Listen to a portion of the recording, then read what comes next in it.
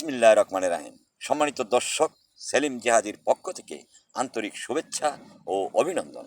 তো বন্ধুরা, 2013 সনে হেফাজত ইসলাম একটি সম্মেলনের আয়োজন করেছিল।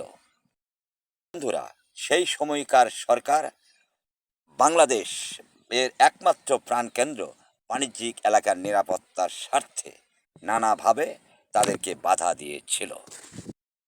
বন্ধুরা, সরকারের সেই বাধা তারা মানে নেই, সেই স্থান তারা স্বেচ্ছায় ত্যাগ করে নেই। সরকার বাধ্য হয়ে দেশের সেরা প্রাণকেন্দ্র রক্ষার স্বার্থে তাদেরকে জোর প্রয়োগ করে তাদেরকে সেই স্থান ত্যাগ করাতে বাধ্য হয়। এর জন্য সেই সময়কার সরকারকে আমি ধন্যবাদ জানাই।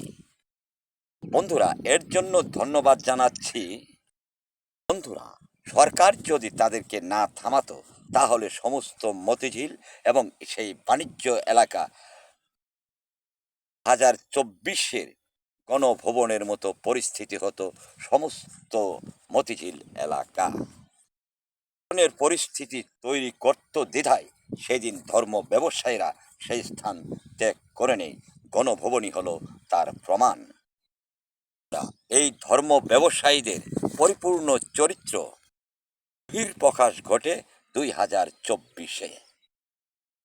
সেই সময়কার সরকার মেটিকুলাস ডিজাইনম্যান এবং মপ রাজা ছিল না। তাদেরকে ঠান্ডা পানি স্প্রে করা, বিরিয়ানি খাওয়া সহ জামাই আদর করা হয়নি। বন্ধুরা, সরকারের আদেশে সেই স্থান ত্যাগ না করে রাষ্ট্রদ্রোহ অপরাধ করেছে এই ধর্ম ব্যবসায়ী হেফাজত ইসলাম। বন্ধুরা, এই ধর্ম ব্যবসায়ীরাই তৎকালীন সরকারের নামে মামলা করতেছে। নিজেরাই রাষ্ট্রদ্রোহ অপরাধ করে আবার সরকারের নামে মামলা করে। এদের দুঃসাহস দেখলে হয় এদেরকে কাফেরে জন্ম দিয়েছে। বন্ধুরা, সেই সময়কার সরকারের নামে মামলা করেছে, সমস্যা নেই। মামলা করতে এসে তারা নিজেরাই ধরা খেয়েছে।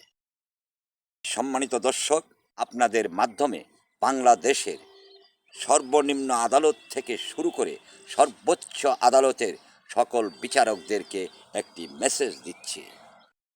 ধর্ম ব্যবসায়ী হেফাজত ইসলামের বিচার করুন আগে। বিচারক বন্ধুরা, আপনারাও অবগত আছেন। দর্শক, আমি বাংলা সহ সারা বিশ্বের স্পেশাল বিচারক।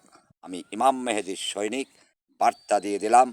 ধন্যবাদ সৃষ্টিকর্তা সর্বশক্তিমান।